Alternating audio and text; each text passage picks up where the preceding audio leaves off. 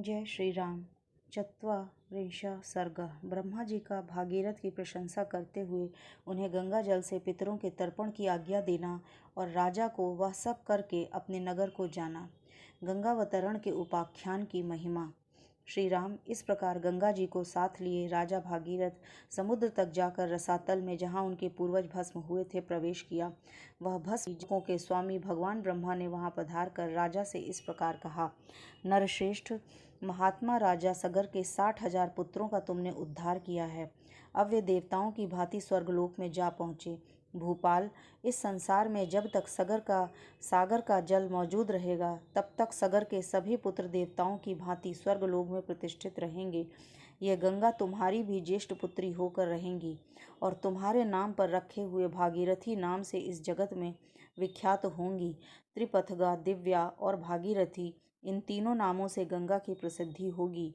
ये आकाश, पृथ्वी और पाताल तीनों पथों को पवित्र करती हुई गमन करती हैं, इसलिए त्रिपथगा मानी जाएंगी।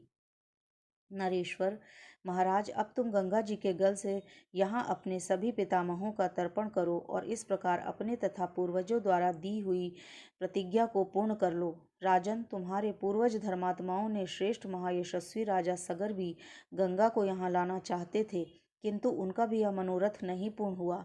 वत्स, इसी प्रकार लोक में अप्रतिम, प्रभावशाली, उत्तम गुण वशिष्ठ, महर्षि तुल्य तेजस्वी, मेरे समान तपस्वी तथा क्षत्रिय धर्मपरायण राजर्षि अंशुमान ने भी गंगा को यहाँ लाने की इच्छा की थी, परंतु वे इस पृथ्वी पर उन्हें लाने की प्रतिज्ञा पूरी न कर सके।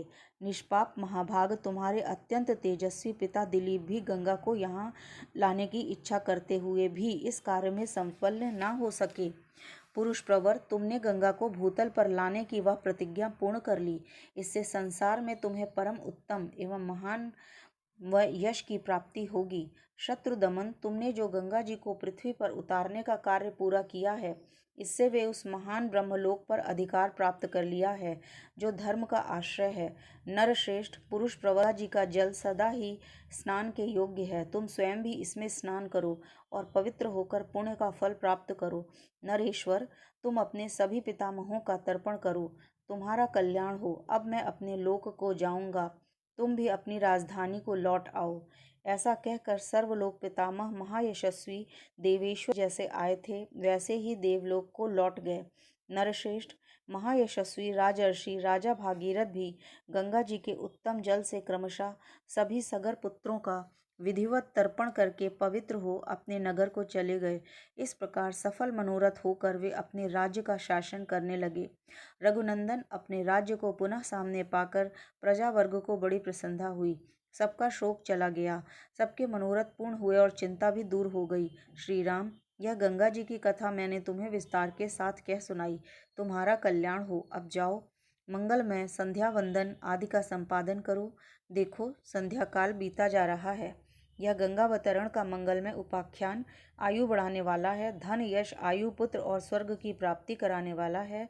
जो ब्राह्मणों, क्षत्रियों तथा दूसरे वर्ण के लोगों को भी यह कथा सुनाता है, उसके ऊपर देवता और पितर प्रसन्न होते हैं।